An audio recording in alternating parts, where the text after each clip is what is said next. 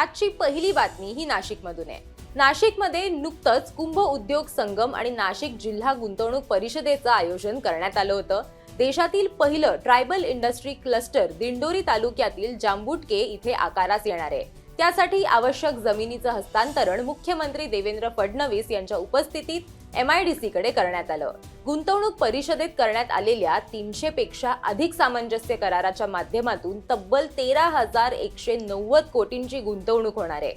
कुंभमेळ्यासाठी राज्य शासन 33,000 कोटींची गुंतवणूक करतंय। ही गुंतवणूक पुढील 15 ते 20 वर्ष उद्योगासाठी मॅग्नेटचं काम करेल असा विश्वास CM फडणवीसांनी व्यक्त केला। नाशिकचा प्रवास बघितला तर विशेषतः गेल्या 10 वर्षांमध्ये नाशिक हळूहळू या संपूर्ण मुख्य धारेमध्ये परत आलेला आहे।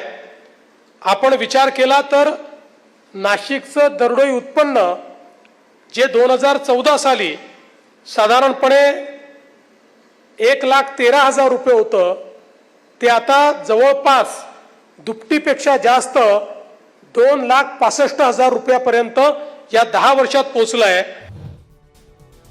याशिवाय गोदावरी शुद्धीकरण, पर्यावरण रक्षण, जलशुद्धीकरण याकडे लक्ष असणार आहे। कुंभ अधिक सुगम कसा होईल याचा प्रयत्न असल्याचं त्यांनी सांगितलंय। यावेळी कुंभमेळा मंत्री गिरीश महाजन, उद्योग मंत्री उदय सामंत, शालेय शिक्षण मंत्री दादाजी भुसे, अन्न औषध प्रशासन व विशेष सहाय मंत्री नरहरी झिरवळ, उद्योग विकास आयुक्त दीपेंद्र सिंह कुशवाह, कुंभमेळा आयुक्त शेखर सिंह उपस्थित होते। व्हिएतनामचे राष्ट्राध्यक्ष तो लाम आणि त्यांचं शिष्टमंडळ भारतात आलं होतं।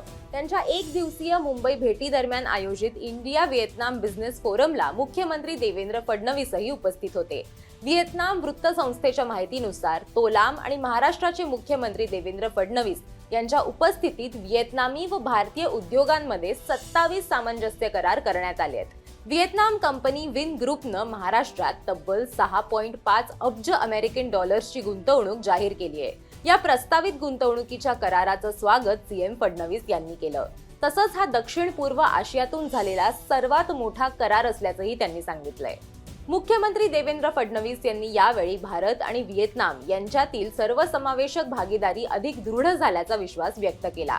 तसंच ही भागीदारी नव्या स्तरावर नेल्याबद्दल प्रधानमंत्री नरेंद्र मोदी आणि व्हिएतनामचे राष्ट्राध्यक्ष तो लाम यांचं अभिनंदनही केलं।